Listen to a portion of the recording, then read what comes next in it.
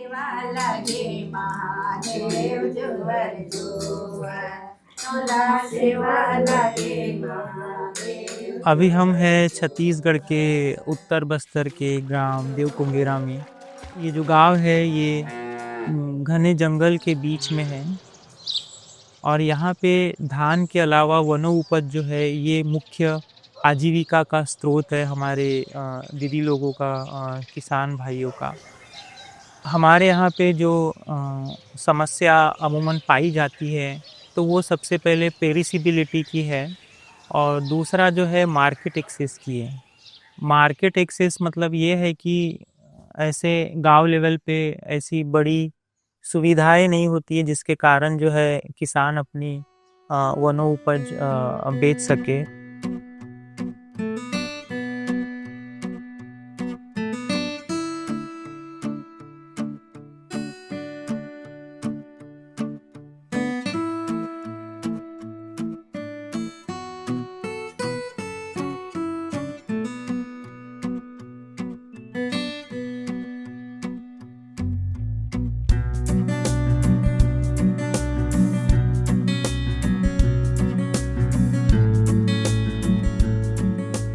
हमारे सामाजिक उद्यम का नाम बस्तर से बाजार तक है और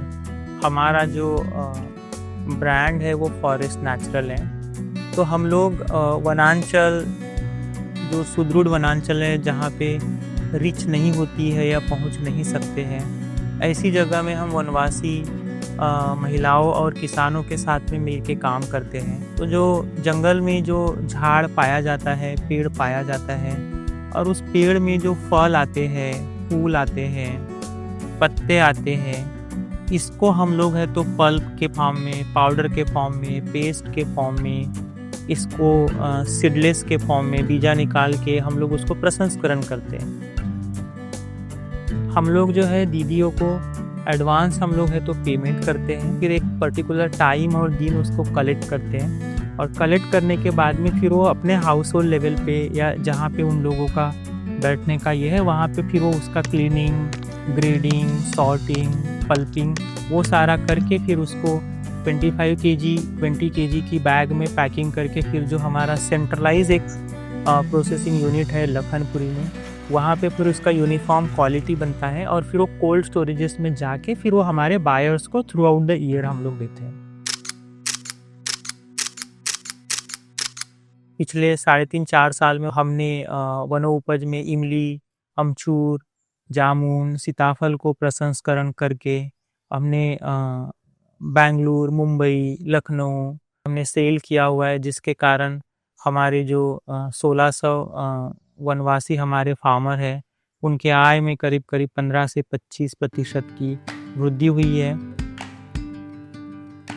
While building the trust factor with the community, foremost and important thing is की accountability and transparency in each level. Second ये है कि ownership and participation in the whole value chain and supply chain model. Community run कर रही है, community own कर रही है, कम्युनिटी को ही सारा प्रॉफिट है, कमांड एंड कंट्रोल भी कम्युनिटी का है। पहले हमारे ज़िंदगी में ऐसे था कि हम लोग 1 लाख रुपए देख पाएंगे कि नहीं पाएंगे, ये सोचती थी। खेती किसानी करते थे, हम लोग किसान थे। तो अभी ऐसे हो गई है कि 1 लाख का मेरे ऊपर ही मतलब ऐसे खरीदारी ही के लिए 1 लाख पैसा मैं मतलब 8-10 लोगों को खरीदने के लिए देती हूँ। तो ये इतना चेंजेस आ गया है। So we started our enterprise with 245 smallholder woman farmer in the year of 2021 and the revenue around 6 lakh rupees, and currently we are close to 1625 farmers in across 18 to 21 villages, and we impacted livelihoods of woman farmer around 123 with providing employment of 84